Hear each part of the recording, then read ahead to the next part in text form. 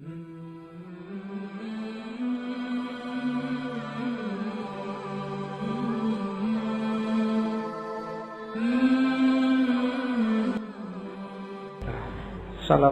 warahmatullahi wabarakatuh.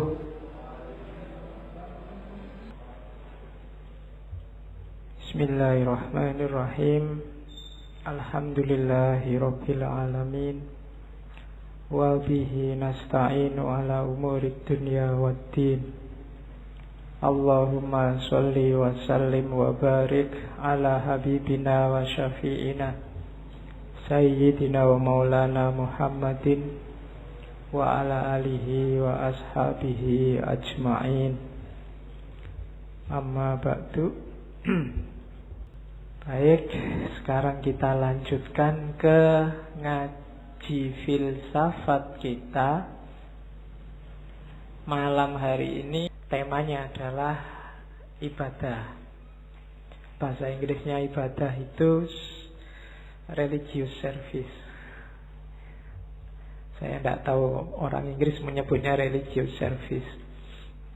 Kalau prayer itu kita sholat artinya doa. Tapi kalau ibadah, untuk semua jenis ibadah mereka menyebutnya religious service. Itu kalau bahasa Indonesianya layanan keagamaan. Bukan kok servis mobil atau servis motor. Pokoknya itu isinya semua ibadah. Malam ini kita coba mengunjungi beliau. Sudah lama saya ingin ngangkat beliau, cuma baru malam ini sempat. Syekh Abdul Qadir Jailani, sufi yang paling populer di Indonesia, di anak benua India khususnya. Mungkin teman-teman yang di kampung-kampung, mungkin juga sampai hari ini masih ada tradisi manakib atau manakiban. Manakiban itu membaca riwayat hidupnya beliau Syekh Abdul Qadir Jailani. Sebenarnya memang masuknya Syekh Abdul Qadir Jailani lewat thariqatnya, namanya thariqat Qadiriyah. Tapi uniknya di Indonesia itu manakiban itu tidak cuma untuk ahli thariqah Qadiriyah. Biasanya di kampung-kampung oleh kiainya ya semua ikut. Pokoknya manakiban. Meskipun hari ini banyak yang nyinyir terhadap manakib. Ada yang bilang bid'ah lah, ada yang bilang banyak hurufatnya lah, macam-macam. Biarlah yang nyinyir dengan kenyinyirannya. Kalau dibantah ya mudah gegeran. Manakib itu kan dari akar kata mangkobah. Mangkobah itu cerita tentang kebaikan atau kesolehan seseorang. Jadi manakib itu hanya untuk orang-orang baik. Tidak mungkin ada manakib Abu Jahal, itu tidak ada. Manakib Hitler itu tidak ada. Jadi manakib itu untuk orang-orang baik. Dibaca ya tidak apa-apa. Dari riwayat hidup mereka kita bisa mengambil banyak ibrah, banyak pelajaran. Nanti ada yang bilang mbok yo ngaji aja, baca Quran, baca hadis, sudah. Yo ngaji ya, baca hadis iya, baca manakib iya, kan tidak apa-apa. Yang ngelarang manakib kadang-kadang juga males ngaji, males baca hadis. Sudah, mereka sudah. Jalannya hidayah Allah itu kan lewat macam-macam. Kita kejar dari semua jalur. Entah nanti datangnya lewat mana.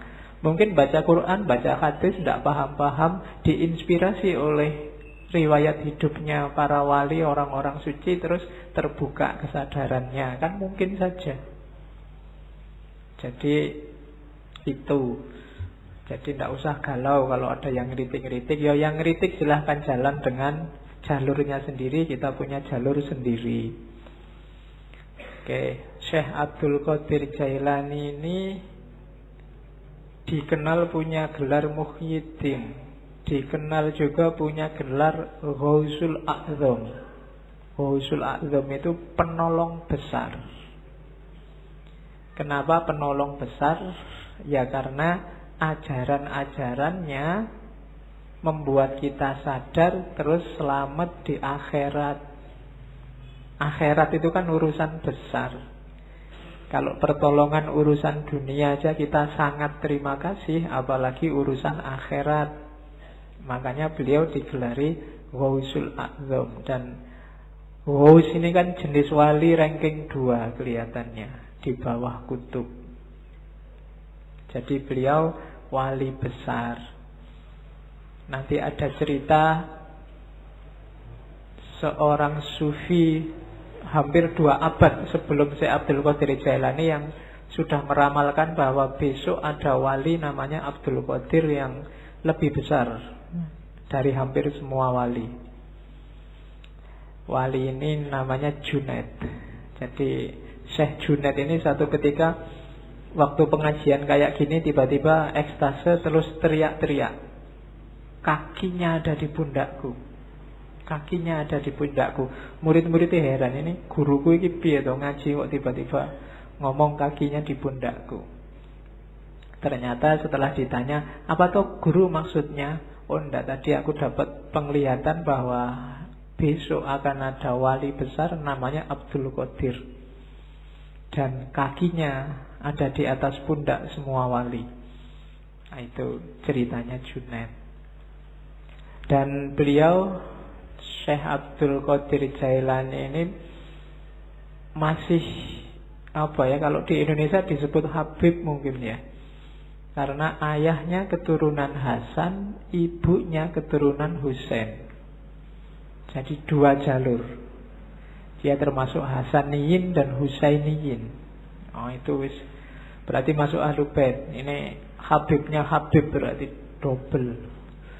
Iya, cuma tidak pakai gelar Habib ya, nggak pakai Habib Abdul Qadir, enggak. Dia pakai, orang menyebutnya Syekh. Syekh ini gelar universal. Di Arab semua orang tua juga akan dipanggil Syekh. Jadi tidak pamer kehabibannya, tapi aslinya sudah Habib. Sejak kecil dia dikenal sudah anak soleh, tidak ada fase nakalnya. Jadi sudah baik sejak kecil. Kan ada cerita sangat terkenal waktu dia masih sangat muda, umur belasan tahun, pingin nyari ilmu ke Baghdad. Ibunya yang janda saat itu susah melepas anak ini masih sangat kecil. Akhirnya terpaksa dititipkan kafilah, dikasih sangu uang 80 keping uang, ditaruh, dijahit di bajunya. Pesannya ibunya, sudahlah kamu berangkatlah cari ilmu, syaratnya 1, jangan bohong pada siapapun tentang apapun. Dan di tengah jalan ternyata dirampok kafilah ini, semua barang-barangnya diambil. Tidak ada yang nganggep si Abdul Qadir ini, sampai kemudian ada perampok yang tanya, kamu punya harta apa? Masih kecil. Abdul Qadir bilang, saya tidak bawa apa-apa, cuma tadi dititipin ibu, di bawah baju ini dijahit. Jadi perampoknya heran, kok kamu diem aja, kita juga tidak percaya kalau kamu punya barang, kok malah kamu cerita. Katanya Syekh Abdul Qadir Jailani muda, loh ibu saya pesannya nggak boleh bohong. Dan gara-gara ini kabarnya terus perampokannya nggak jadi, perampoknya tobat. Iya. Jadi itu yang saya sebut jalur hidayah itu dari mana saja, maka orang yo nyari hidayah dari macam-macam. Jangan disalah-salahkan. Kalau amal itu amal kebaikan. Loh kan amal kebaikan yang lain banyak. Lah iya jalurnya banyak. Ya yang lain juga dilakukan macam-macam. Nanti dari salah satunya mungkin akan datang hidayahnya Allah. Nanti Syekh Abdul Qadir ini ada cerita waktu di Baghdad pingin daftar ke universitasnya Ghazali, Madrasah Nizamiyah, tapi nggak diterima. Ya mungkin ya kayak kalian mungkin ngelamar di kampus mana, UGM apa mana, terus ditolak. Nggak apa-apa, nggak usah galau. Syekh Abdul Qadir Jailani juga nggak diterima kok awalnya. Dari situ terus dia nyari guru-guru yang lain. Banyak gurunya, orang-orang suci, orang-orang terkenal. Termasuk yang paling dekat ada syekh namanya Syekh Hamad. Syekh Hamad ini penjual sirup di pasar, tapi termasuk seorang wali besar. Dan nanti dari banyak wali inilah, dari banyak ulama, Syekh Abdul Qadir Jailani belajar. Awalnya sebenarnya dikenal juga sebagai ahli fikih, fuqaha, tapi kemudian mengembangkan ilmunya dan masuk ke dunia tasawuf, sampai kemudian dikenal sebagai guru besar. Ceritanya satu ketika, sebenarnya dia tidak pingin ceramah-ceramah, ngajar-ngajar itu, tapi ceritanya Syekh Abdul Qadir sendiri, tiba-tiba ada dorongan kuat sekali dari dirinya untuk ngomong. Akhirnya kalau hari ini kultum lah dia dengan audien paling ya orang sekitarnya, termasuk yang ada di masjid. Begitu dia ngomong ceramah, banyak orang yang terpengaruh. Besoknya masjidnya penuh, besoknya lagi luber sampai halaman, besoknya lagi sampai sealun-alun kota, besoknya lagi orang satu kota. Sampai ceritanya si Abdul Qadir kalau ceramah biar kelihatan naik ke menaranya masjid. Jadi ya karena audiennya orang Baghdad, orang soleh-soleh. Kalau di Indonesia ya susah. Kamu ceramah sampai capek ya yang datang ya paling berapa zaman itu.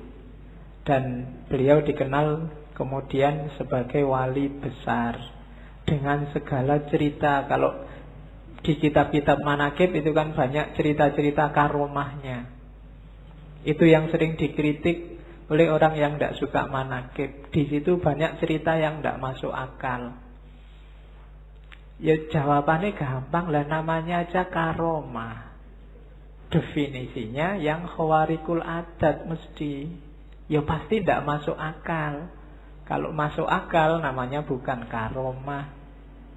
Kalau tidak aneh ya namanya bukan karomah. Itu kan sebagai bukti antara lain untuk menguatkan kewaliannya. Sama kayak Nabi dengan mukjizat. Mukjizat ya pasti nggak masuk akal. Untuk Nabi namanya mukjizat, untuk wali namanya karomah. Jadi kalau ada orang mengkritik, di situ banyak peristiwa yang tidak masuk akal. Lah iya, makanya namanya karomah. Kalau masuk akal namanya peristiwa biasa. Jadi itu tentang manaqib. Kapan-kapan kita ngomong cara menyikapi kisah-kisah luar biasa. Kalau dalam tradisi antropologi namanya mitos. Ya kadang-kadang dipahami secara harafiah kayak karomah tadi, kadang memahaminya harus secara simbolik, kadang memahaminya harus secara eksistensial. Cuma ini kapan-kapan menjelaskannya, karena frekuensinya beda. Malam ini frekuensinya frekuensi yang melampaui akal. Jadi kalau bahasanya Hussein Nasr namanya intelijensi. Intelijensi itu lebih dari sekedar akal dan panca indera. Dunia tasawuf itu tidak sekedar sampai akal. Kalau hanya sampai akal ya lahirnya kayak filsafat barat. Tapi melampaui itu. Melampaui itu bukan nggak pakai akal. Iya pakai akal tapi tidak sekedar akal. Alatnya tidak cuma akal. Intuisi juga main, insting juga main, naluri juga main, teks juga main, nas juga main. Jadi lebih kompleks. Itu yang terjadi di dunia tasawuf. Kalau dunia fikih fokusnya hanya teks. Kalau dunia filsafat fokusnya kebanyakan akal. Tapi di tasawuf semua dipakai. Itu yang bikin tasawuf agak rumit kalau dikaji. Oke, Syekh Abdul Qadir Jailani ini sebenarnya hobinya memang ilmu dan suluk. Cuma karena mengikuti sunnah Rasul ya beliau nikah juga. Nikahnya umur 51 tahun. Ya. Cuma nikah umur 51, nanti beliau meninggalnya umur 90. Nikah umur 51, istrinya langsung 4. Iyalah, lo kan levelnya wali mesti banyak yang mau lah. Nikahnya 4 dan nanti beliau punya anak 49. 20 laki-laki dan sisanya perempuan. Ya tinggal kamu hitung lah rata-rata berapa satu istri. Oke, berarti kan produktif kan? Ilmunya produktif, tasawufnya produktif. Ya. Dan hampir semua putra-putrinya jadi orang-orang besar di dunia tasawuf. Beberapa kemarin keturunan ke-19 atau 17 itu diundang ke Indonesia. Yang saya ingat belakangan di waktu harlahnya Muslimat, itu keturunan Syekh Abdul Qadir Jailani keberapa. Terus beberapa tahun sebelumnya juga ada. Banyak yang memang jadi orang besar. Makanya kiai-kiai kalau di Jawa itu banyak yang istrinya lebih dari satu. Logikanya apa? Orang-orang ini kan dianggap orang-orang berkualitas. Nah, orang-orang berkualitas ini diharapkan melahirkan generasi yang berkualitas juga. Maka jangan sampai anaknya cuma sedikit, eman-eman. Bahasanya orang Jawa kan, yang bisa melahirkan macan kan hanya macan. Nah, orang-orang ini logikanya kayak macan. Jadi biar lahir banyak macan, anaknya harus banyak. Cuma untuk anaknya banyak kan ya istri satu mungkin agak berat, istrinya harus banyak juga. Nah, pakai alasan ini ya. Oke. Jadi kalau ada yang mau nikah lagi, saya ini tergolong macan loh. Iya, macan ompong. Oke.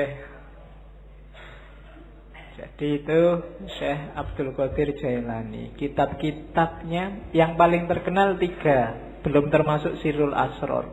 Yang pertama Ghunyah. Ghunyah itu judul lengkapnya mungkin Al-Ghunyatu fi Talibi Tariqil Haqqi, apa saya lupa. Tapi terkenalnya memang kitab Ghunyah. Terus yang kedua Fathur Rabbani. Dan yang ketiga Futuhul Ghaib. Dan beberapa kitab-kitab kecil, risalah-risalah, termasuk Sirrul Asrar. Sirrul Asrar ini tipis kitabnya, bisa di-download langsung. Yang bahasa Arab, terjemahnya juga bisa di-download langsung. Tapi saya sangat rekomendasi jangan pakai terjemahan. Terjemahan saya lihat online itu ada beberapa kelihatannya pakai bahasa Melayu Malaysia. Bukan urusan bahasanya, cuma urutan apanya ya, cara menerjemahkannya agak bulat, susah dipahami. Mending langsung bahasa Arabnya bagi yang ngerti bahasa Arab. Atau yang ingin terjemahannya, beli terjemahan yang resmi. Biasanya yang dicetak jadi buku dan dijual bebas, itu lebih tertib. Karena banyak yang menerjemahkan sendiri, tidak karu-karuan terus diupload. Kalau ingin ngerti aslinya ya memang dari Arabnya.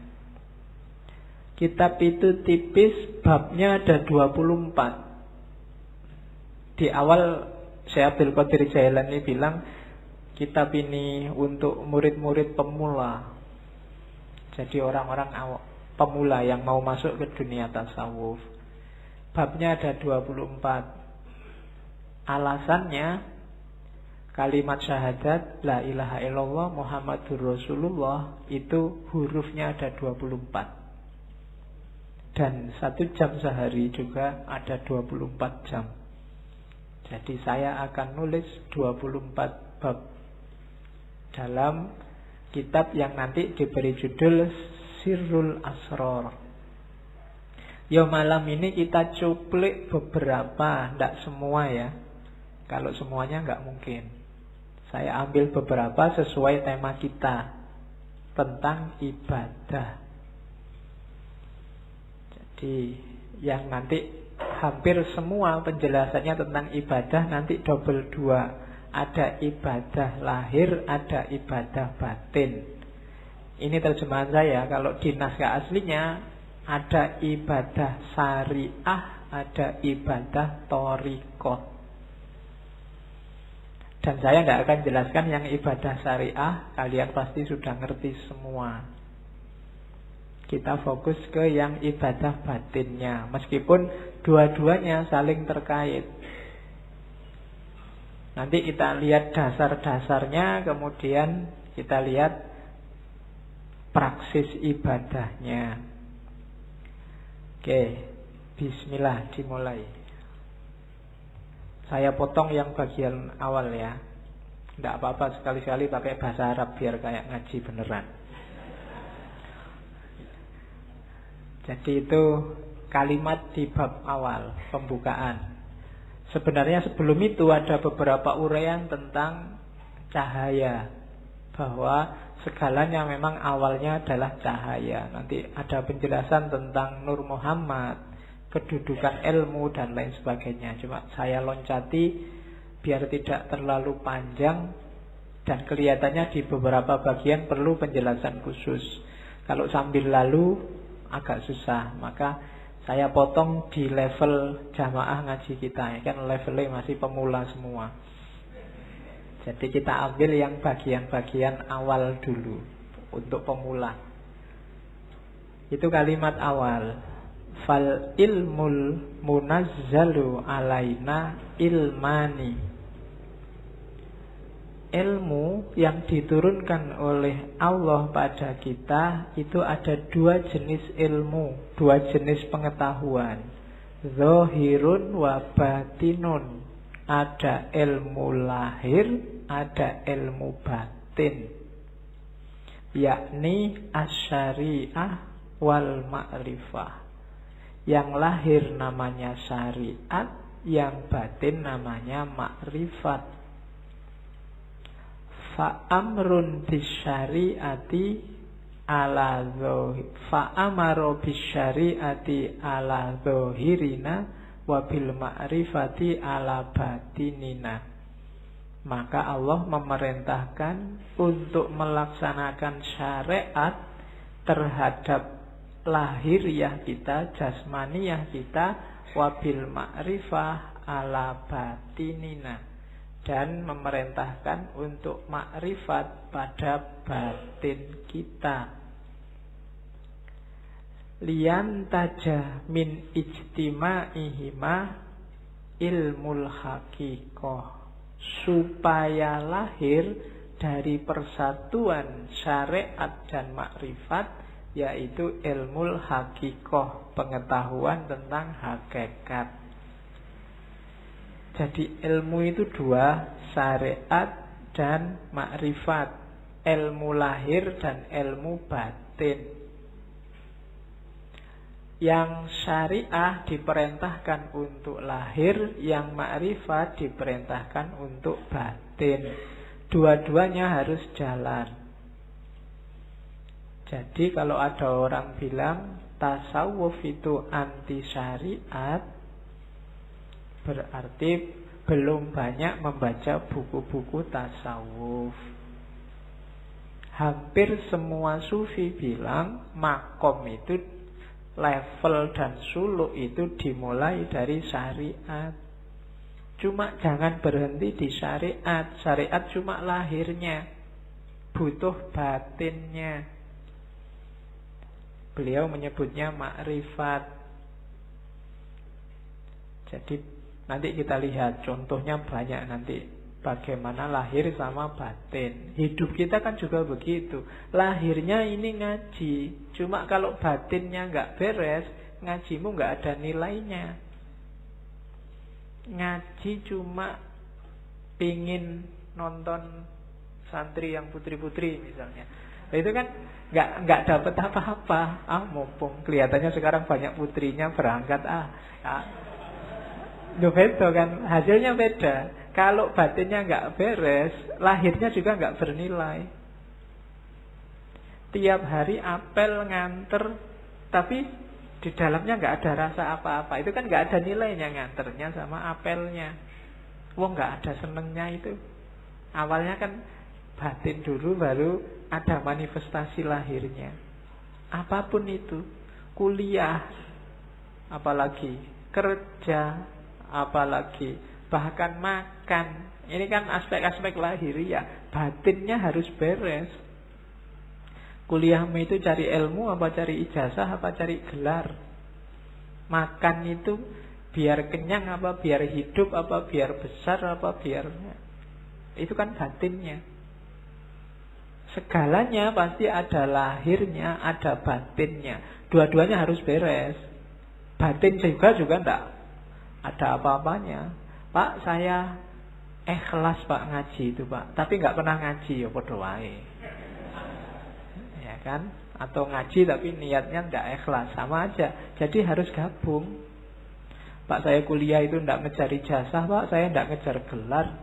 Pokoknya saya nyari ilmu aja.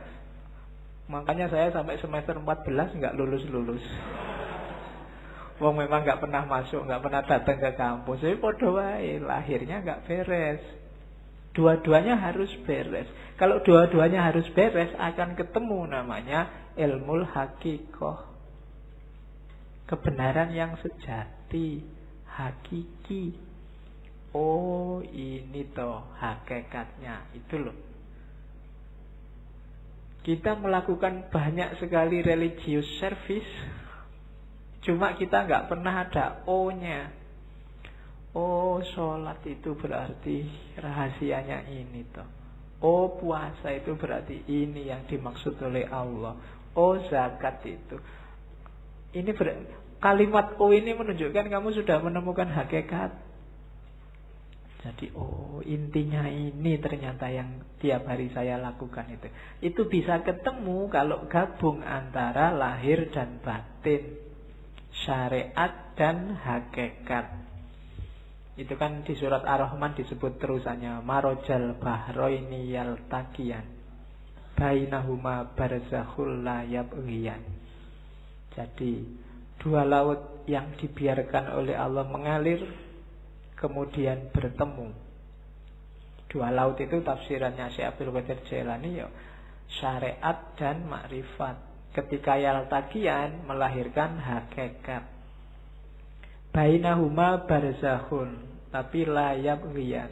Di antara keduanya ada batasnya, ada bedanya, tapi la yabghiyan, tidak saling menafikan, tidak saling menghoibkan.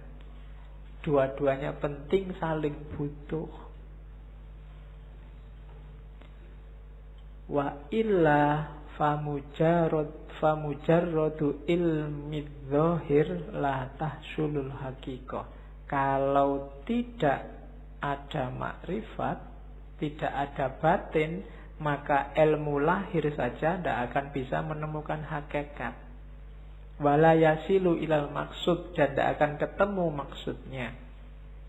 Wal ibadatu, dan ibadah itu, wal ibadatu al-kamilatu, yang sempurna, bihima, berdasarkan keduanya, la biwahidihima, tidak karena salah satunya.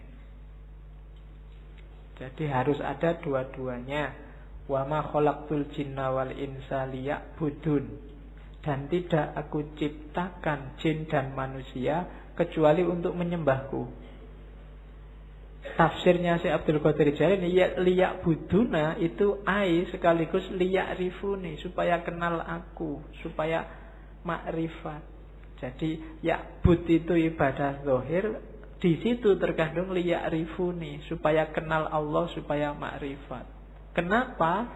Ya, faman lam ya'rifhu kaifa ya'budhu. Barang siapa ya, karena siapa yang tidak mengenalnya, bagaimana dia bisa menyembahnya? Kita bisa ibadah. Ibadah itu kan melayani Allah, mengabdi pada Allah. Lah kalau kita tidak kenal Allah, tidak ada aspek makrifatnya, tidak ada aspek batinnya, gimana kita bisa melayani Allah, memenuhi permintaannya Allah? Jadi dua-duanya harus saling ada, saling mendukung, saling membantu untuk mewujudkan hakikoh, pemahaman akan kebenaran yang sejati. Itu dasarnya. Makanya malam ini saya kasih judul ibadah lahir dan ibadah batin. Ini loh rankingnya, katanya Syekh Abdul Qadir Jailani. Tadi kan ilmu itu dua jenis. Kalau di ranking, ilmu itu dari lahir masuk ke batin. Batin itu tadi kan ke dalam sama sekali. Jadi ilmu paling kelihatan itu ilmu lahir. Isinya perintah, larangan, hukum, halal, haram, sunnah, mubah, dan lain sebagainya. Itu ilmu lahir. Boleh ngerokok apa enggak boleh, boleh apalagi. Itu kan hukum semua. Facebook itu haram apa halal, WA itu haram apa halal, kan gitu. Itu ilmu lahir. Kalau lahir saja tanpa batin, ya nanti kayak ayat tadi, tidak nyampe maksudnya. Hanya berlandaskan pada nas dan yang kelihatan saja. Itu yang bikin sering-sering ada fatwa aneh-aneh. Karena yang dilihat lahir saja. Saya lupa dulu di Mesir ada fatwa untuk menghindari zina mata, zina macam-macam. Misalnya nanti kita sekantor sama perempuan yang bukan muhrimnya, maka disarankan yang laki-laki ini boleh nyusu dulu sama perempuan ini. Kalau sudah nyusu kan jadi anak susuan, halal. Bukan lagi. Loh ada kan yang gitu loh. Dulu saya lupa Mesir apa mana itu, mufti yang fatwanya aneh. Jadi biar kalau kita berdua sama perempuan bukan muhrim satu ruangan kan nggak boleh. Biar halal, nyusulah dulu. Kalau sudah nyusu, jadi anak susuannya. Halal sekarang. Loh. Enak ya kalau gitu. Oke. Tapi nggak usah minta nyusu ya di masjid. Oke. Loh itu, loh kalau mempertimbangkan lahir cuma itu, bisa memainkan dalil. Untuk tidak begitu, ya masuklah ke level yang lebih dalam, ilmu batin. Ilmu batin level paling bawah, apa? Level paling dangkal itu batinnya syariat, namanya thariqah. Di dalam thariqah ada yang lebih dalam, namanya makrifat. Di dalam makrifat ada yang lebih dalam, yaitu hakikat. Itu yang katanya Syekh Abdul Qadir Jailani, batinul bawatin. Batinnya batin. Jadi lapisan paling luar syariat, lapisan di dalamnya thariqah. Di dalam thariqah ada makrifat, di dalam makrifat ada hakikat. Jadi syariat itu perintah lahiriahnya. Perintah lahiriah ini pasti ada maksud dan tujuannya. Kesanalah kita menuju maksud dan tujuannya. Itulah namanya thariqat. Kalau kita menuju ke sana, kita akan menemukan pemahaman. Oh, rahasianya ini toh. Itulah makrifat. Kalau sudah gabung semua, syariat, thariqat, makrifat, kita akan sampai pada makom namanya hakikat. Menemukan kebenaran yang hakiki dan sejati. Beberapa sufi menganggap makrifat sama hakikat ini satu level. Orang yang sudah ngerti hakikat pasti dia makrifat, orang yang makrifat pasti kenal hakikat. Jadi yang jelas ada syariat, jalani itu, kemudian kejar rahasianya, maksudnya jangan cuma kayak mesin ya, robot yang diprogram A terus jalan A, tapi pahami tujuannya. Gapailah tujuan itu, itulah namanya thoriqah. Cara menemukan tujuan dari syariat. Kalau sudah serius menjalani syariat melalui thoriqah, orang akan memahami rahasia-rahasianya, itulah ma'rifat. Dan kalau sudah ma'rifat berarti dia sudah paham hakikat kebenaran yang sejati. Itulah ilmu. Ilmu apapun sebenarnya levelnya ke situ, karena semua ilmu muaranya akhirnya harus pada Allah, harus pada hakikat. Yang belajar fisika, matematika, biologi dan seterusnya harusnya membawa kepada Tuhan. Jadi ada level lahiriah ilmunya syariat, terus thoriqahnya. Jadi ilmu ini yang bisa membawa ke Allah pakai jalan apa? Itu namanya thoriqah. Kalau sudah menjalani itu akan memahami rahasianya sampai di namanya ma'rifat. Kalau sudah sampai ma'rifat, insya Allah disitulah ketemu hakikat. Jadi syariat, thoriqah, ma'rifah, hakikat.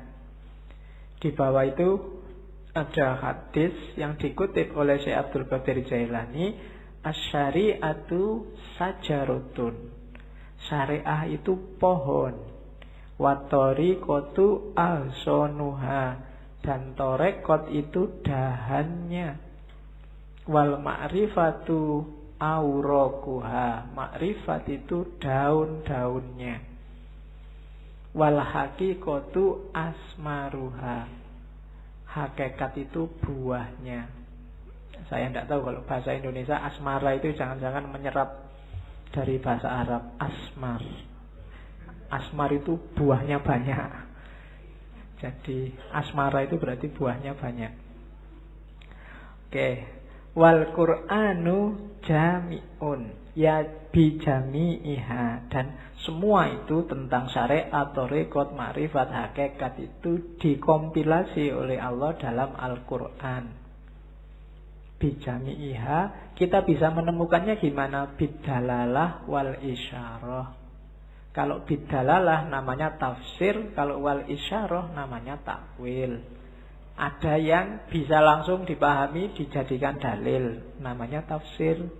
Ada yang sifatnya isyarat, harus pakai takwil dulu, baru ketemu rahasianya. Jadi ada ilmu lahir, ada ilmu batin, kemudian ada level dan rankingnya ilmu. Diawali syariat, terus thariqat, terus makrifat, terus hakikat. Oke. Sekarang kita lihat permis-permisnya.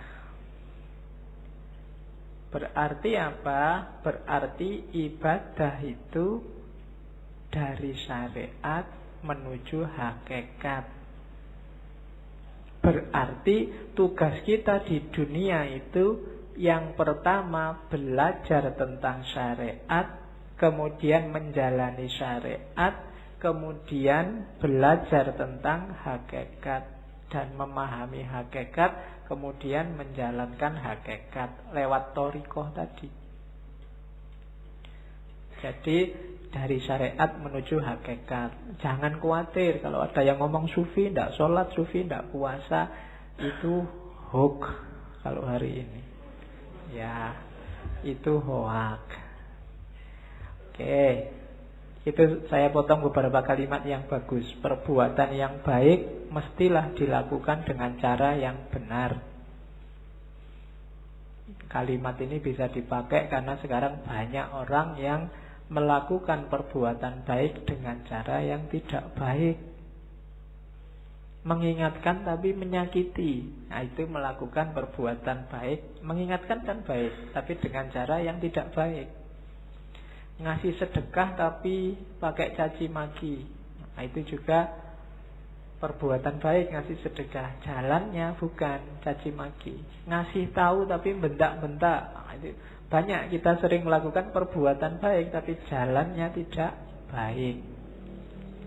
Ada juga yang kedua, berhati-hatilah dalam beramal agar amalan itu bukan untuk dipertontonkan atau diperdengarkan pada orang lain. Semua dilakukan karena Allah, hanya nyari ridhonya. Banyak sekarang orang yang pamer. Dan alhamdulillah media massa hari ini, medsos hari ini tuh mendukung kita untuk pamer. Ya kan? Ngapain dikit aja diposting, difoto. Baru nraktir temen nih, difoto jazz. Terus semua ngasih jempol. Ya enggak tahu sih, mungkin mamerkan itu ya motifnya juga mungkin bukan pamer, tapi ya wujudnya pamer itu. Untuk dipertontonkan atau diperdengarkan. Diperdengarkan itu ya kadang sok-sok kita kan cerita, kok kemarin nggak masuk. Wah, mohon maaf ya Pak, saya itu banyak acara Pak. Hari kemarin itu saya diundang ke sana. Kemarin ya, itu memperdengarkan. Mempertontonkan atau memperdengarkan bahwa kamu orang baik, bahwa kamu orang hebat, bahwa kamu melakukan hal-hal yang terpuji dan seterusnya. Hati-hati katanya Syekh Abdul Qadir Jailani, nilai amalmu bisa rusak. Jadi hati-hatilah. Ya memang kita wajib melakukan kebaikan, cuma jangan sampai sudah capek-capek berbuat baik tidak ada nilainya, karena ujungnya hanya pamer. Ujungnya hanya ingin dilihat atau didengarkan orang lain. Yo, hati-hati. Tidak akan ketemu hakikat. Syariatnya benar nolong orang, tapi yo karena dipamer-pamerkan, mungkin hasilnya ya cuma dipuji orang. Hakikat amalnya hilang. Jadi berbuat baik itu dari syariat menuju hakikat, kemudian pakai thariqat yang baik, dan motifnya harus ikhlas. Ikhlas itu hendak mempertimbangkan efeknya. Apakah dipuji orang, apakah dicaci orang. Kalau memang baik, dijalani aja. Nah, itu rumusnya yang pertama untuk ibadah. Rumus kedua, untuk amalan kita bernilai, kita harus mau namanya tafakkur. Kenapa? Yuk, kita itu manusia, sok-sok keliru, sok-sok salah, kadang-kadang tidak pas. Biar pas apa? Ya sering-sering kita renungi perbuatan kita sendiri. Tadi aku ngaji ngapain ya? Niatnya apa, yang dilakukan apa? Di kampus tadi ngapain aja ya seharian? Padahal aku punya tugas apa? Atau cuma ngobrol aja di kampus berjam-jam. Kemudian itu namanya tafakkur. Kalau malam sempatkan untuk tafakkur, kata Syekh Abdul Qadir Jailani. Orang yang tidak pernah tafakkur itu tidak akan naik level. Kamu diceramai tiap hari, itu tidak ada gunanya kalau isinya ceramah tidak nyambung sama hidupmu sehari-hari. Untuk bisa nyambung apa? Tafakkur. Tafakkur itu kayak sistem itu mencocokkan kompatibilitasnya biar nyambung. Untuk hidupmu, misalnya tadi nasihatnya Syekh Abdul Qadir Jailani, jangan amal untuk pamer. Itu kan kamu nyocokkan sama hidupmu. Kira-kira selama ini aku pernah pamer enggak ya? Pamer di mana ya? Motifnya memang pamer atau sebenarnya itu bukan pamer? Itu cuma tahadus bin nikmah. Wah, misalnya kamu kan sering begitu, menceritakan kenikmatan, atau itu cuma alibi aja, janjinya ya pamer. Atau loh, itu namanya tafakkur. Kamu mikir dirimu sendiri, peduli amat orang komentar apa, tapi sebenarnya itu. Nah, itu tafakkur namanya. Dan orang berilmu yang suka tafakkur ini kan nilainya di banyak hadis disebut lebih tinggi daripada ibadah. Di situ kalau di Syekh Abdul Qadir Jailani ada 3 jenis tafakur. Yang pertama apa? Merenungi sesuatu dan mencari sebabnya, mencari bagian-bagiannya sampai kemudian ketemu Allah. Aku bisa begini itu karena siapa ya? Ada peristiwa itu ditelusuri asal usulnya. Ya sih, semuanya memang skenarionya Allah. Tafakur yang semacam ini kayak ibadah 1 tahun, katanya Syekh Abdul Qadir Jailani. Yang kedua, merenungi perbuatannya, terus mencari akarnya. Dayaku dari mana? Apa saja yang aku lakukan? Cocok apa enggak sama kehendaknya Allah? Dan seterusnya. Nah, merenung semacam ini nilainya lebih dari 70 tahun ibadah. Padahal umur kita berapa tahun? Paling 70 tahun pas, itu kayak seumur hidup ibadah terus. Yang ketiga, merenungi hikmah kebijaksanaan ilahi dalam segala hal, bahwa apapun yang ditetapkan oleh Allah, di situ ada ilmu, ada pelajaran, ada kebaikan. Jadi renungi segala peristiwa dan temukan hikmahnya. Ini bernilai lebih dari 1000 tahun ibadah. Cuma ya jangan dihitung besarannya ya, karena kamu itu sering pakai kalkulator. Iya, wah sudah 70 tahun ibadah toh Pak. Santai Pak, berarti aku bisa ngapain aja sekarang. Kan aku sudah tafakur, kan mesti gitu. Itu sebenarnya itu simbolik, isyarat dari Syekh Abdul Qadir Jailani bahwa itu loh besarnya pahala orang tafakur. Ada yang biasa, ada yang super, ada yang istimewa kayak martabak itu. Jadi ada yang level biasa pahalanya 70, ada yang pahalanya 1 tahun, ada yang pahalanya 100 dan 1000, malahan itu 1000 tahun loh. Itu tafakur, maksudnya keutamaannya. Jangan dihitung matematikanya. Itu nanti jangan-jangan kamu korupsi, Pak. Saya korupsi 1 juta. Yang 1 juta ini tak sodakohkan 100.000. Kan nanti dapat pahala 70.000 lipat. 70.000 kali 100.000, hasilnya kan lumayan 70 juta. Dosanya sama pahalanya kan nanti menang pahalanya Pak. Berarti impas kita Pak kan? Ya. Itu namanya matematika. Itu yang bikin kadang-kadang para koruptor itu habis korupsi terus umroh. Ya kan? Sebelum korupsi umroh, setelah korupsi umroh. Kenapa? Karena perbuatan di antara 2 umroh ini diampuni 100%. Ya itu kamu sedang main matematika sama Gusti Allah. Emang Gusti Allah ndeso, ndak ngerti kalau mbok abusi. Jadi itu tafakur dasarnya. Jadi ibadah, ya kamu jangan, Pak saya sudah bisa sholat kok Pak. Enggak, harus tafakur lagi. Sholatku sudah benar apa enggak? Kualitas sholatku zaman aliyah sama sekarang kira-kira semakin naik apa semakin drastis turunnya. Nah itu kan tafakur yang bisa. Ya dulu saya sholat itu lama loh, sekarang kok bisa cepet ya. Oh itu tafakur yang bisa.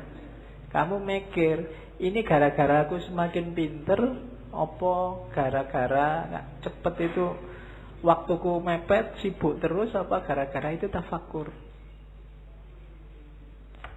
Kadang-kadang kan memang semakin pinter orang sholatnya semakin cepet.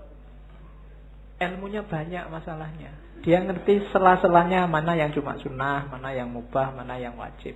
Karena sholat itu kalau diambil wajib-wajibnya saja, paling takbiratul ihram, Fatihah, ruku, bahkan bacaannya aja kan sunnah. Yang penting ruku, terus sujud, cepat. Jadi nggak sampai 2 menit 4 rakaat selesai.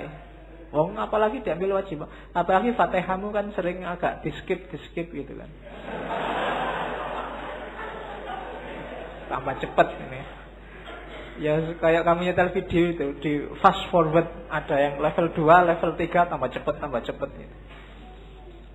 Oke. Untuk memperbaiki yang gini-gini ini kita butuh tafakur. Orang yang tidak mau menafakuri dirinya, kualitas hidupnya tidak akan naik. Yo gitu-gitu aja terus. Maka tafakur penting. Jadi rumus kedua sebelum ibadah, kita harus menetapi tafakur. Yang ketiga, fokusnya ibadah apa? Cinta ilahiyah. Cuma sebanyak apapun ibadah, kalau nggak sampai di terminal yang namanya cinta ilahi, itu biasanya cuma dapat capeknya. Untuk cinta ilahi apa? Rumusnya katanya, ya pelan-pelan, katanya si Abdul Qadir Jailani. Ya ndak ujuk-ujuk kamu terus jadi wali, terus dapat karomah gitu, ndak iso. Jadi pelan-pelan. Yang pertama apa? Diperangi dulu nafsu hewaninya. Nafsu hewaninya itu biasanya nafsu yang sebabnya kita sendiri, hasrat, keinginan, dan seterusnya. Rakus, tidur berlebihan, malas, itu musuh paling besar dalam dirimu. Kalahkan ini dulu. Kalau mengalahkan dirimu sendiri aja tidak bisa, jangan harap dapat cinta ilahiyah. Kalau ini sudah menang kamu dari dirimu sendiri, rakus, malas, sudah menang, jadi sudah hilang kualitas, baru kalahkan sifat sabuiyah. Sabuiyah itu sifat kebuasan. Biasanya keluar. Kalau itu tadi kan ke dalam. Marah, mencaci maki orang, bikin susah orang lain, ambisi menjatuhkan orang lain. Itu sifat hewan buas. Kalahkan juga yang ini. Cuma ini nggak akan bisa dikalahkan kalau sebelum diri kita sendiri kalah. Kita taklukkan, kita kuasai. Jadi rakus, tidur, males, taklukkan itu. Setelah itu taklukkan yang hubungannya sama di luar dirimu. Dan yang ketiga, bersihkan dari semua sifat jahat, angkuh, sombong, iri, dendam, tamak. Buang itu semua. Baru setelah itu kita bisa bersih. Bahasanya kita bisa sadar. Sebelum itu semua kalah, kita tidak akan sadar bahwa kita itu keliru, kita itu salah, kita itu juga berdosa. Cuma sadar saja masih belum cukup. Kita harus naik kelas, kan begitu. Kalau dalam sufi ada taholli, bersihkan dirimu, terus tahalli, isilah dengan yang bagus-bagus, akan mengalami yang ketiga tajalli, menemukan hakikat tadi. Jadi bersihkan semua karakter jelek, isi dengan yang bagus-bagus, kita akan dapat cinta ilahi. Kalau dibersihkan saja, nggak diisi yang bagus-bagus, ya levelnya masih belum. Jadi masih hanya bersih dari dosa. Oke. Jadi setelah itu, setelah bersih, baru naik tangga menuju hakikat tadi. Dari situ akan dapat namanya cinta ilahiyah. Cinta ilahiyah itu kita jatuh cinta pada Allah, dan Allah juga jatuh cinta pada kita. Saling mencintai. Hari ini masih belum. Hanya Allah saja yang jatuh cinta pada kita. Kita belum mencintai Allah. Berpuluh-puluh tahun kita jual mahal sama Allah. Padahal apa-apa yang ngasih Allah. Itu kan kayak kamu pacaran, sudah ditraktir tiap hari, diantar jemput tiap hari, masih aja jual mahal. Itu kurangnya apa Allah sama kita. Kita belum masih cinta sama dia, belum. Padahal kita tiap hari minta, berdoa itu kan minta sama Allah. Tapi disuruh membersihkan diri nggak mau. Alamatnya kita memang belum jatuh cinta sama Allah. Jadi kasihan Allah, bertepuk sebelah tangan cintanya. Karena kamu cueki dia. Untung Allah itu cintanya sejati sama kita. Jadi ndak mutung, ndak patah hati, terus kamu ditinggal. Ndak. Kamu ditunggu sampai kamu jatuh cinta padanya. Ya. Cuma kamunya jual mahal. Saya tidak tahu kapan kamu sadar bahwa terlalu mahal kamu menjualnya. sama Allah. Turunkan dikit lah harganya. Oke, ya kan? Apel sehari 5 kali. Itu pun waktu apel kamu cuek. Bayangkan loh, kalau kamu punya pacar terus pacarmu apel tapi pacarmu cuek. Diajak ngomong tapi pikirannya kemana, lihat kemana-mana, tidak fokus sama yang diajak ngomong, itu kan tidak enak. Dan tiap hari Allah kamu gituin. Waktu kamu sholat pikiranmu kemana-mana, tidak merasa sedang berhadapan dengan dia. Itu kalau manusia biasa sudah nangis-nangis itu, sudah minta putuskan saja aku sedikit. Cuma Allah tidak, karena Allah sangat sayang pada kita, Rahman dan Rahim. Maka ini tipsnya dari Syekh Abdul Qadir Jailani. Terus setelah itu rumusnya apa? Untuk ibadah wujudkan tasawuf, untuk menggarap batinnya. Ini juga ada di Sirul Asror. Tasawuf itu apa? Tasawuf itu kan dari 4 huruf, ta, sod, wawu, sama fa. Taknya itu taubat, perbaikan diri di level apapun, awalnya harus taubat. Taubat itu menyesali kesalahan yang lama, kemudian membangun diri dengan perbuatan-perbuatan yang baik. Itu taubat, harus taubat dulu. Kalau merasa benar terus, orang yang selalu merasa benar itu biasanya berat kalau disuruh taubat. Dia merasa sudah full, wis apik, wis bener, tidak mungkin salah aku. Berarti wong sudah merasa paling benar, ya tidak mungkin taubat sudah. Maka katanya Syekh Abdul Qadir Jailani, levelnya pertama, mau melakukan apapun yang baik, syaratnya harus taubat. Bersihkan diri dulu. Karena ibaratnya kayak air, kalau campur sama kotor, hasilnya mesti kotor. Entah airnya dulu apa kotorannya dulu. Seperti apapun situasinya, maka harus bersih. Air kotor diisi apapun, ya statusnya tetap kotor. Dia harus dibersihkan dulu. Maka taubat yang pertama-tama. Setelah itu sofa. Sofa itu kesucian, ketentraman, kebahagiaan. Syaratnya untuk sofa, syaratnya untuk suci adalah, untuk tenang adalah, untuk tentram adalah bebas dari keterikatan dunia.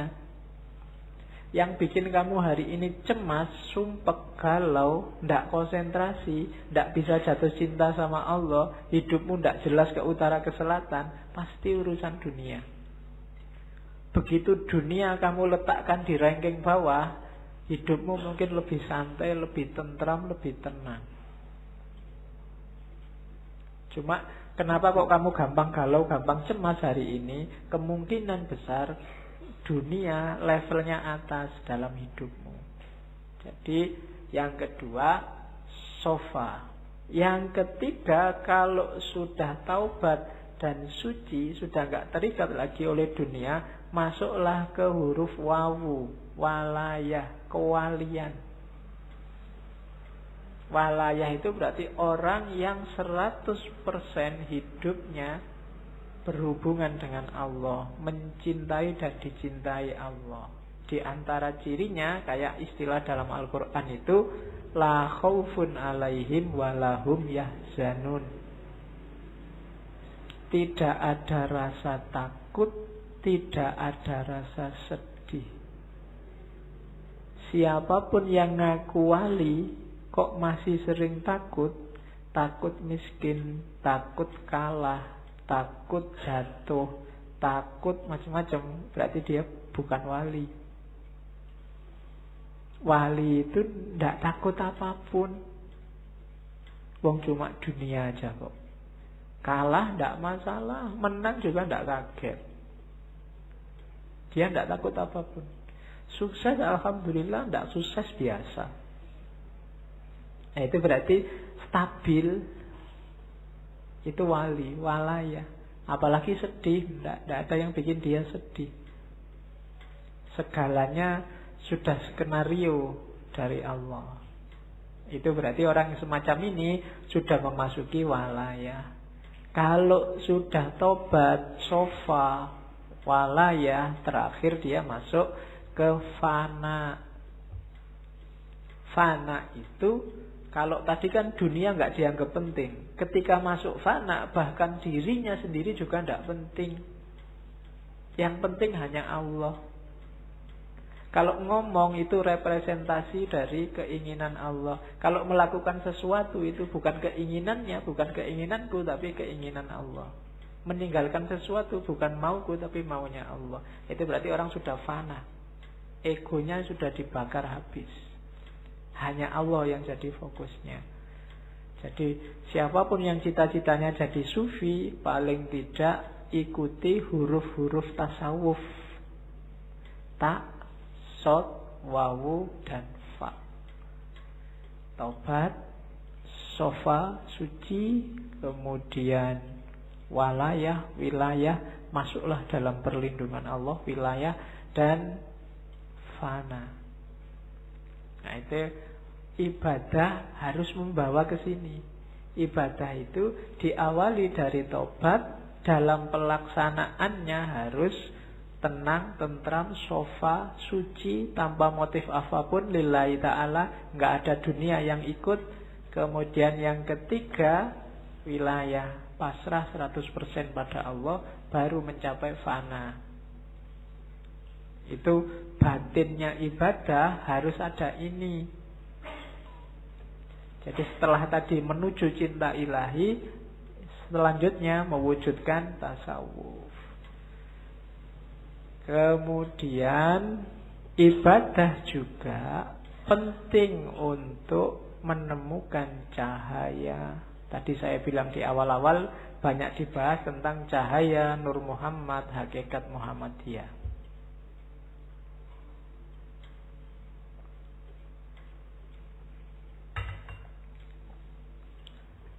Yang ingin mengerti Nur Muhammad, hakikat Muhammadiyah, didengarkan ulang aja rekaman waktu Ibnu Arabi. Di semua sesinya, di ngaji sebelumnya banyak sudah ngomong itu. Cuma malam ini sengaja nggak saya ulang karena Syekh Abdul Qadir Jailani insya Allah beberapa kali masih akan kita kaji, entah di sesi tema apa. Malam ini kita fokus ke ibadah. Jadi ibadah juga satu jalan untuk menemukan cahaya nur. Ya cahaya primordial, cahaya sejati kan yang Nur Muhammad sama hakikat Muhammadiyah. Ya meskipun NU nggak usah nyari hakikat Nahdlatul Ulama. Urusannya beda.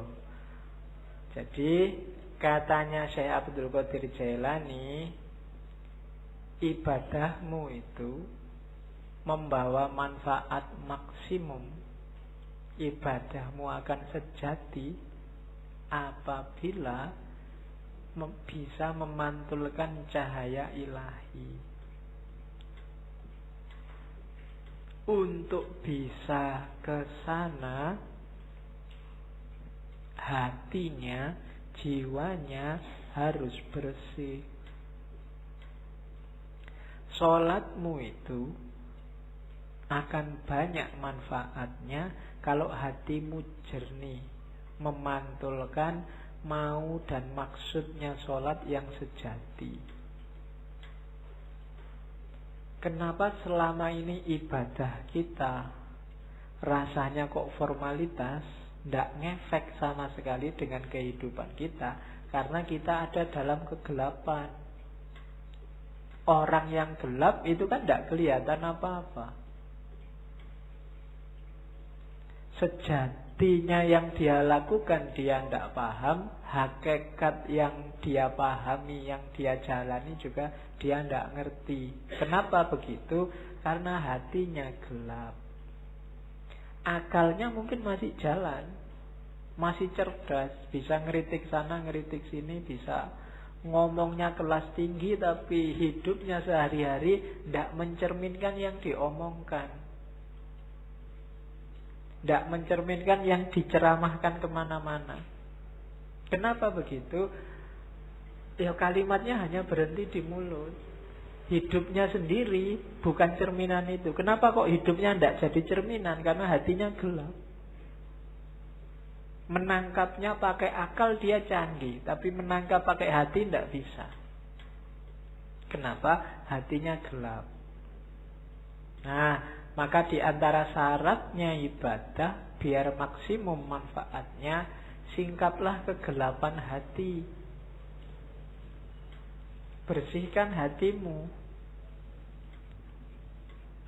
Kalau katanya Ghazali, kotorannya hati itu kayak satu titik kotor di kaca.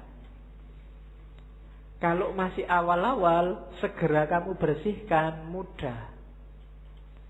Tapi kalau kamu biarkan lama, apalagi terus ditambah kotoran lagi, tambah kotoran lagi, lama-lama gelap dan membersihkannya susah. Akhirnya yang gelap pun kamu anggap terang, karena kamu nggak pernah ngerti terang. Jadi yang jelek kelihatannya jadi bagus. Kenapa? Karena belum pernah lihat cahaya yang baik, cahaya kebaikan. Sehingga yang jelek inilah dianggap inilah yang bagus. Kenapa begitu? Karena batinnya sudah gelap. Ya semakin mengerakkan membersihkannya tambah susah. Apalagi sama orang pinter. Orang pinter itu barang salah dia bisa muter-muter jadi benar. Sudah jelas-jelas ada buktinya, kadang-kadang ada CCTV-nya, masih bisa bikin alasan biar benar. Itu jagonya akal. Menunjukkan canggihnya akal, tapi sekaligus menunjukkan gelapnya hati. Hati itu tidak bisa dibohongi. Hati itu kalau salah dia akan bilang salah, kecuali dia sedang gelap. Kalau dia sedang gelap, ya dia tidak bisa melihat mana yang sejati. Nah, hati yang gelap itu terhijab oleh amal-amal buruk. Membersihkannya gimana? Ya agak susah memang, tapi katanya Syekh Abdul Qadir Jailani, ayo diupayakan. Yang pertama apa? Cari pengetahuan. Ilmunya harus banyak dulu. Ilmu apa? Ya yang berhubungan dengan pembersihan batin tadi. Cari ilmunya dulu, jangan ngawur. Nanti membersihkan hati pakai paranormal, membersihkan hati pakai apa? Tidak. Pengetahuan dulu, cari ilmunya dulu. Kalau sudah dapat ilmu, diamalkan ilmunya dengan usaha, dengan keberanian. Tidak ada gunanya ilmunya numpuk, ngaji sampai sesi 140 sekian, tapi tidak ada satupun yang diamalkan. Hidupmu tidak naik-naik kualitasnya. Ada pengetahuan, amalkan. Setelah itu, gunakan ilmumu untuk menaklukkan egomu. Tadi, menaklukkan dirimu. Dirimu harus ada di bawah kendali hati yang jernih, yang bercahaya. Akalmu jadikan pendukungnya. Akal ini bisa dibawa ke utara, bisa dibawa ke selatan. Akal ini pasukan yang paling kuat. Kalau kamu pakai mendukung kebaikan, ya dia kuat. Kamu pakai mendukung kejahatan, dia kuat juga. Anggota DPR itu orang pinter-pinter semua. Dan akalnya bisa kompak untuk mendukung sesuatu yang jane ya wis kelihatan keliru, tapi bisa dibikin argumen macam-macam seolah-olah benar. Itu akal. Sebentar lagi mungkin perang Korea sama Amerika. Banyak yang tidak setuju perang. Antara yang setuju perang dan yang tidak setuju perang punya argumen semua, masuk akal semua. Itu akal. Kemarin waktu pilkada Jakarta, yang pro Ahok pakai akalnya juga, yang anti Ahok pakai akalnya juga. Itu akal. Maka akal itu tergantung dia dibawa kemana. Yang bisa menemukan yang sejati itu hati, kolbu. Cuma kolbu yang bisa menangkap cahaya. Karena dia tidak mencari keluar, tapi memantulkan yang di dalam.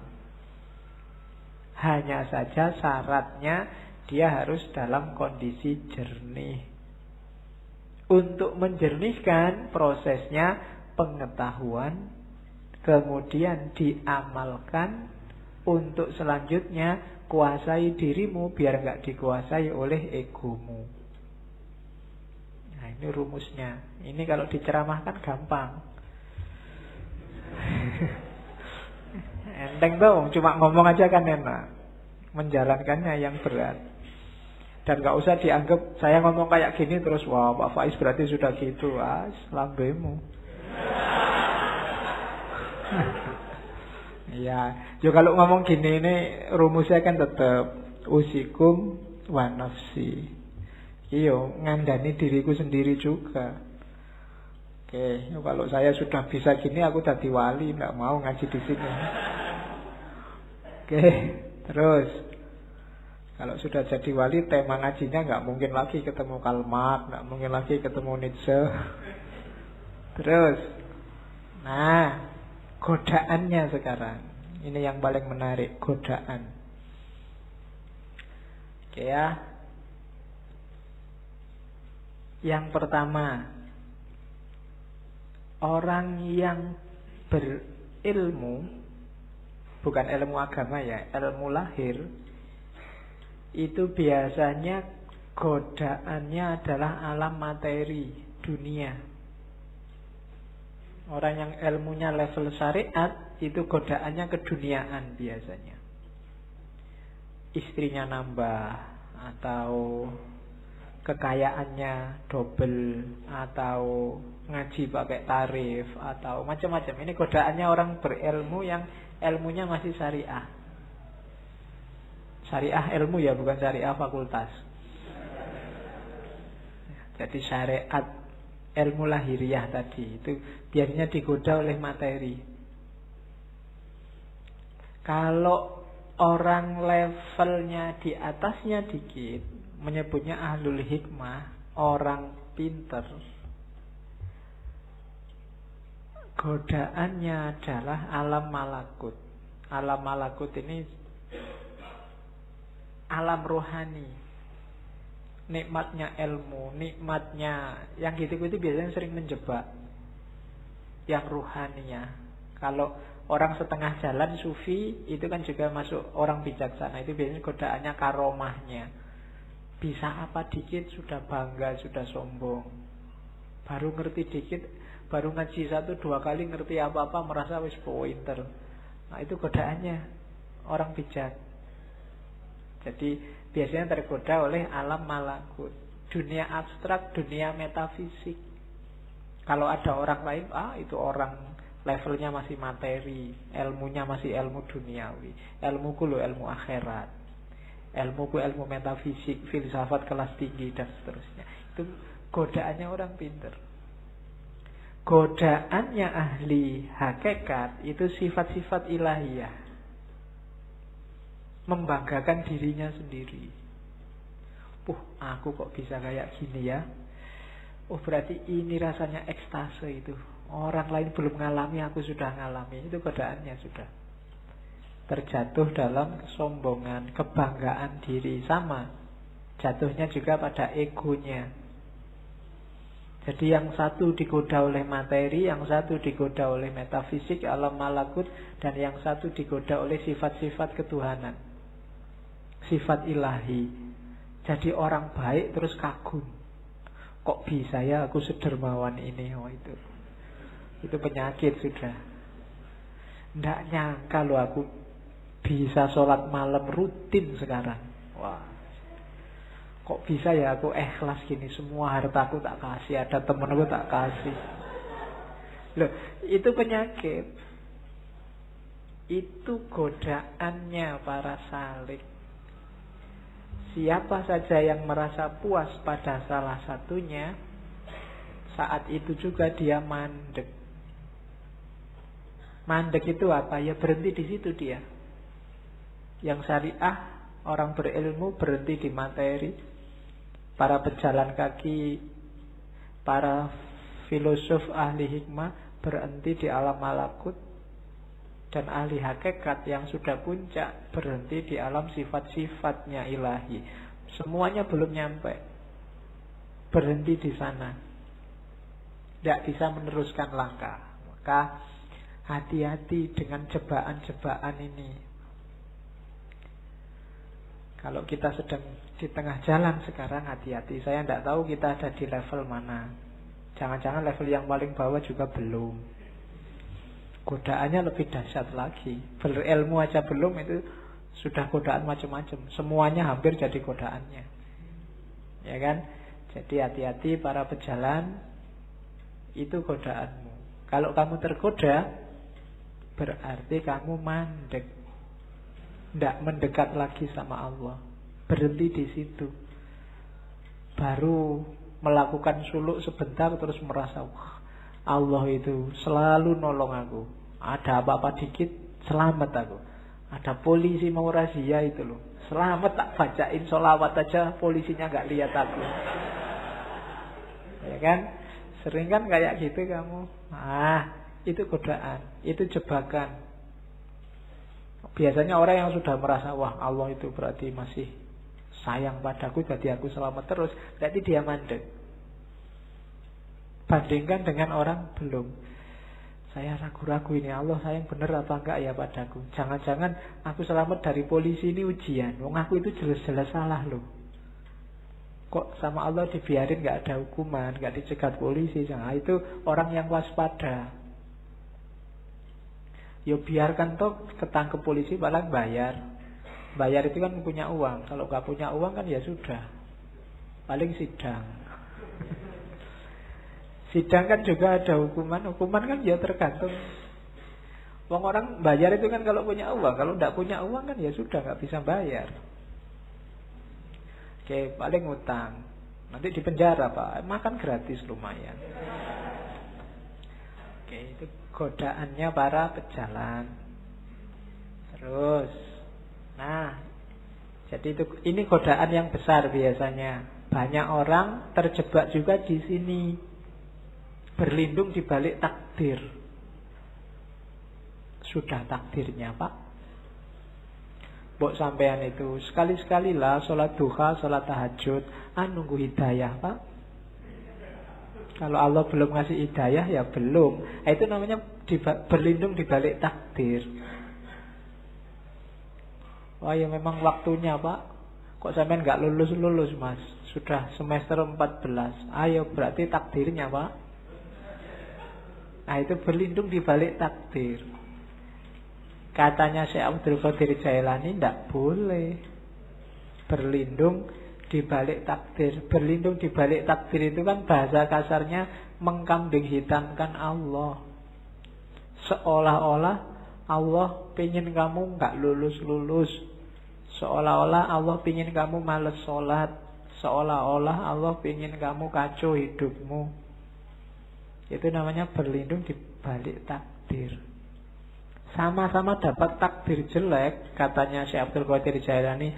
Coba lihat bedanya antara iblis sama Adam. Dua-duanya dapat takdir jelek.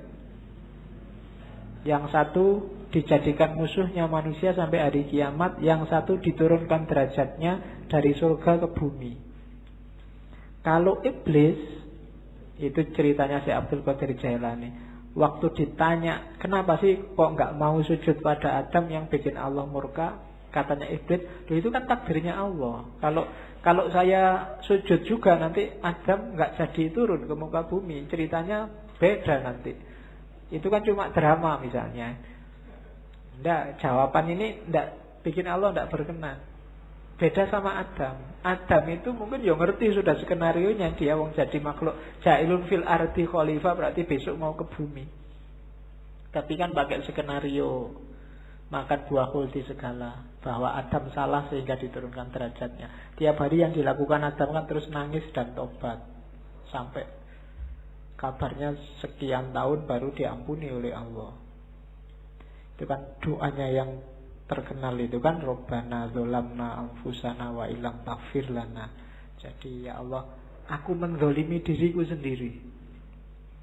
Jadi meskipun itu kan ya takdirnya Allah, tapi gara-gara aku tidak menuruti perintahmu, itu kan menzalimi diriku sendiri. Wa illam taghfir lana wa tarhamna lanakunanna minal khasirin. Kalau tidak engkau ampuni, tidak engkau rahmati, ya pasti aku rugi. Jadi kalau sama Adam, Allah jadinya sayang. Tapi kalau sama iblis, sama-sama skenario-nya Allah, Allah jadi murka. Iblis pakai alasan takdir. Maka jangan pakai alasan takdir. Jangan mengkambing hitamkan Allah. Wong padune kamu sendiri yang males. Padune kamu sendiri yang pengen seneng-seneng, gak mau susah. Tapi terus alasannya takdir. Oke, ini juga jebakan bagi ahli ibadah. Terus baru masuk ibadahnya sekarang. Sudah panjang ya. Lah namanya sak kitab. Yang pertama syahadat. Syahadat itu ya kesaksian, diucapkan lewat mulut, diyakini lewat hati, dan diinternalisasi dalam kehidupan sehari-hari. Tidak boleh hanya mulut saja. Oh, saya sudah syahadat loh Pak. Tidak, bukan itu. Kalau ada orang diskusi, wah kamu sudah kafir, sekarang harus syahadat lagi. Itu syahadat mulut itu namanya. Kafirnya juga mungkin hanya kafir di mulut. Tidak hakiki. Syahadat yang hakiki itu apa? Kalau di Sirul Asrar ada 12 kualitas diri yang harus dimasukkan dalam hidup kita paling tidak. Ada la ilaha illallah, ada Allah, ada Hu. Ini yang sering ditanyakan orang. Saya banyak ditanya tentang Hu ini. La ilaha illallah itu level awal. Hidup kita itu kan variabelnya banyak. Level takholli itu la ilaha illallah. Buang semua, sisakan Allah saja. Kalau kita sudah sukses dengan membuang segala yang bukan Allah, baru masukkan Allah. Makanya wiridnya Allah, Allah, Allah. Kalau level Allah kita semakin naik, kesadaran kita semakin tinggi. Kalau masih Allah itu kan seolah-olah ada makhluk di dunia ini, terus ada Allah di sana yang namanya tiap hari kita sebut. Tapi begitu kita sadar bahwa ya semua yang ada di alam semesta ini manifestasi, tajalli dari keberadaan Allah, akhirnya tinggal Hu. Hu itu dia. Bahasa Arab dari huwa. Di mana-mana ada dia. Maka wiridnya tinggal Hu. Itu juga masih berjarak, nanti pada puncaknya sudah tidak ada kalimat lagi. Jadi ada Allah, awalnya la ilaha illallah, terus Allah, terus huwa, dia. Terus kualitas-kualitas yang lain yang harus kita hidupkan dalam kehidupan sehari-hari. Yang pertama al-haqqu. Kita harus, Allah itu maha kebenaran, dan kita harus menghidupkan kebenaran dalam hidup kita. Orang yang hidupnya memilih jalur bukan jalur kebenaran, berarti dia keluar dari syahadat,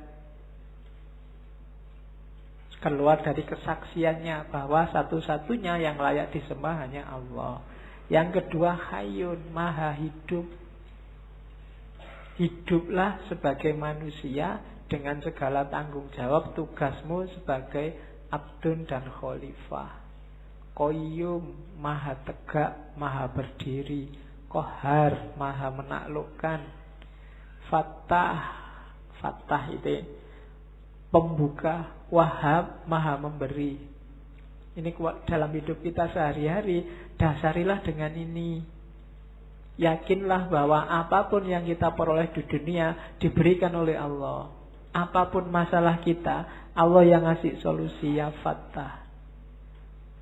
Apapun yang kita alami dan kita lakukan dalam hidup kita, itu Allah lah yang menentukan. Namanya Qahar. Dan apapun yang terjadi, Allah yang mewujudkan. Qayyum. Ini prinsip-prinsip yang kita jalani setiap hari. Kalau kita yakin ada orang lain yang bantu kita mewujudkan keinginan kita, bukan Allah, berarti menyalahi syahadat dan seterusnya. Dan yang tiga yang terakhir itu wahid, ahad, somad. Wahid itu yang nomor satu, ahad itu yang satu-satunya, tunggal. Kalau wahid dalam hidup kita, Allah harus nomor satu. Urusan apapun tidak boleh mengalahkan urusannya Allah. Itu berarti wahid. Kalau wahid nanti ada isnen, ada salasa. Nah, Allah harus selalu number wahid, selalu nomor satu. Ngaji apa jalan-jalan? Kira-kira yang lebih disukai Allah yang mana? Oh, lebih disukai ngaji. Aku milih ngaji. Itu berarti wahid. Allah kita nomor satukan. Cari pacar dulu apa kuliah? Yang diridhoi Allah. Yang sunnah itu nyari istri, Pak. Jadi saya nyari pacar dulu. Allah lebih suka kita punya anak banyak misalnya. Pokoknya cari prinsip yang menomorsatukan Allah dalam hidup. Yang kedua ahad. Kalau ahad itu ya Allah lah satu-satunya. Selama ini kita mendefinisikan tauhid itu Allah yang ahad, ya, yang maha esa, yang tunggal. Cuma dalam prakteknya yang membuktikan bahwa kita yakin Allah ahad itu Allah yang wahid. Ketika Allah kita nomor satukan dalam hidup kita.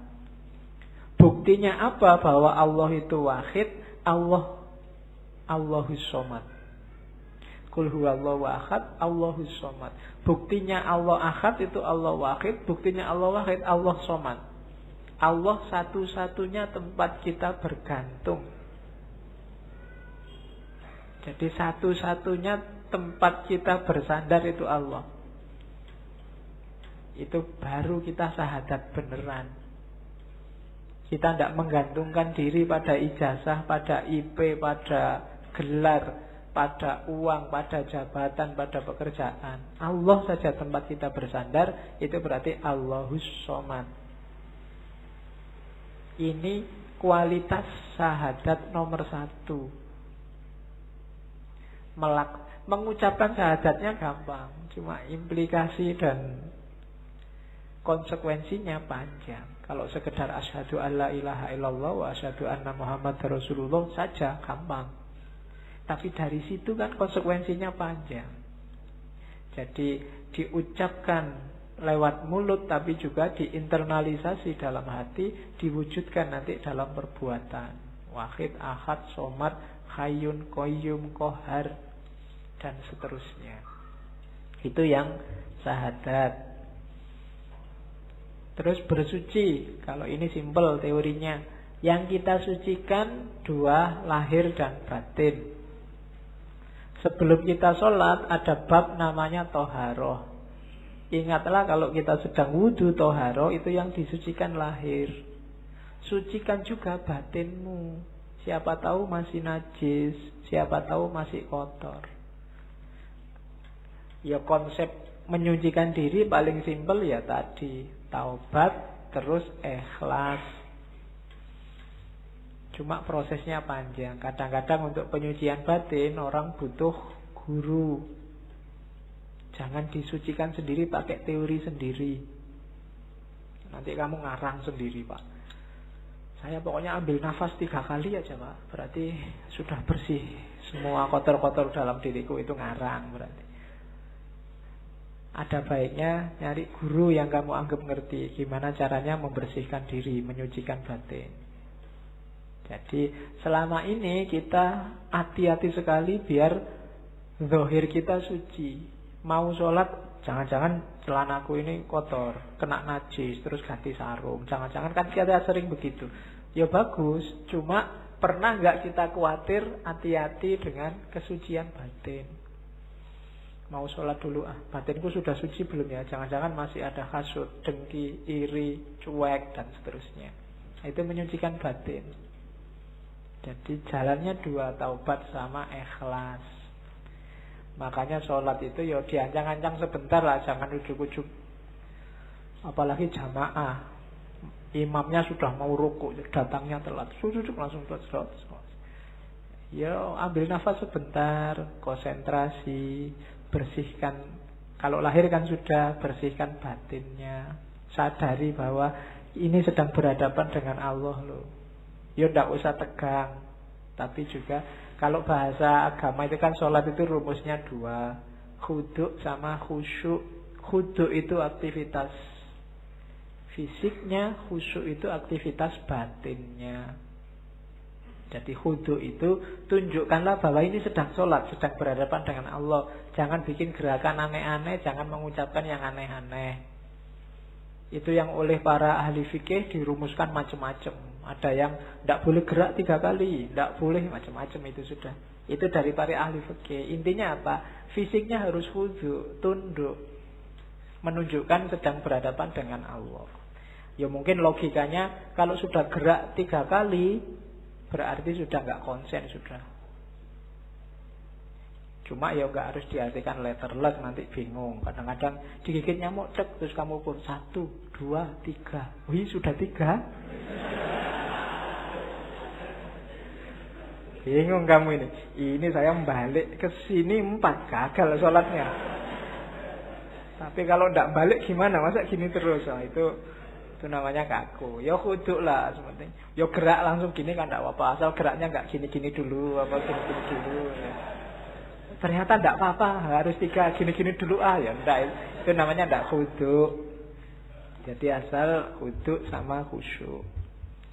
Oke, itu untuk penyucian.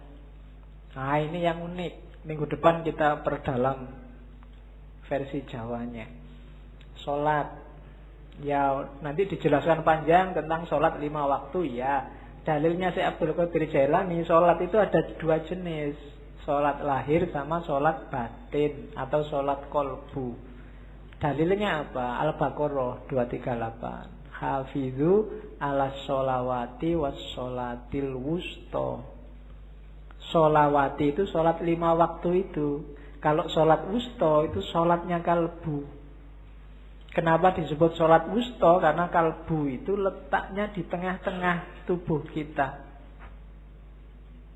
Dan kalau kita sholat fisiknya, kalbunya harus sholat. Karena ada hadisnya Nabi itu, la sholata illa bihuduril kolbi. Ya meskipun dalam prakteknya susah, kita kadang sholat itu pikirannya melayang kemana, kolbunya juga ikut kemana. Nah, padahal nilainya sholat ketika kolbunya hadir. Dan sholat itu kan berhadapan sama Allah, namanya munajat. Munajat itu bahasa gaulnya curhat. Ketemu, curhat, ngobrol sama Allah. Dan pasti tidak lewat mulut.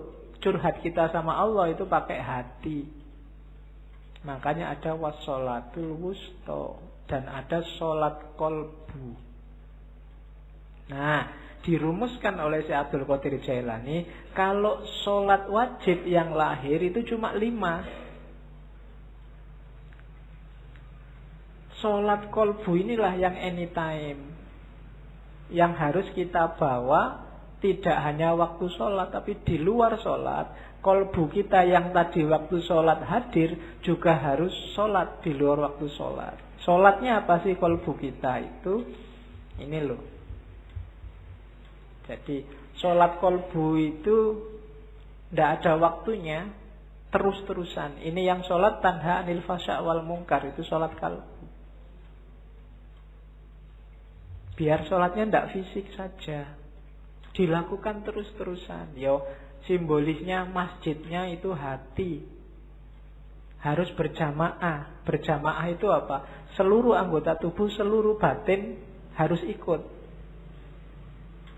Kemudian imamnya apa? Ketundukan pada Allah. Kiblatnya apa? Ya Allah yang ada di mana-mana. Jadi kalau sholat wajib yang 5 waktu, simbolisnya sama semua ngadep kiblat. Tapi sholat kolbu ini karena di mana-mana ada Allah, ya segala aktivitas kita, saya ngaji ngadep ke timur, kamu ngadep ke barat, ada yang ngadep ke utara, ada yang ngadep ke selatan. Kalau ini dalam rangka tunduk pada perintahnya Allah, itulah sholat kolbu. Wajahnya Allah ada di mana-mana. Jadi hidup yang selalu mempertimbangkan apa keinginannya Allah, apa yang dimaui Allah. Itulah sholat kolbu. Prinsipnya apa? Katanya Syekh Abdul Qadir Jailani, iyyaka na'budu wa iyyaka nasta'in. Sehari-hari hidup kita bawalah iyyaka na'budu wa iyyaka nasta'in. Hanya padamu ya Allah aku tunduk, aku menyembah, dan hanya padamu aku minta tolong. Jadi meskipun keluar dari masjid, sudah selesai sholat wajibnya, kolbunya harus tetap sholat. Tetap iyyaka na'budu wa iyyaka nasta'in. Inilah nanti kualitas sholat yang bisa tanha anil fahsya wal munkar. Jadi kalau kalian heran, Pak, ini ada orang sholat wajibnya rajin, tiap hari ke masjid, 5 waktu gak pernah telat, tapi kok masih mau korupsi ya? Masih mau menyakiti orang lain ya? Kata-katanya masih menyakiti hati orang lain. Nah, itu yang sholat baru fisiknya, kalbunya belum sholat. Katanya Syekh Abdul Qadir Jailani, ya harus sholat kolbu. Tidak hanya di masjid, tapi setiap detik kehidupannya isinya adalah sholat. Itulah nanti yang disebut sholat batin. Zakat sekarang, namanya aja ibadah. Ada zakat batin. Zakat batin itu yang jelas menyucikan harta dan diri. Jadi zakat itu kalau istilah di kitab itu sedekah yang indah.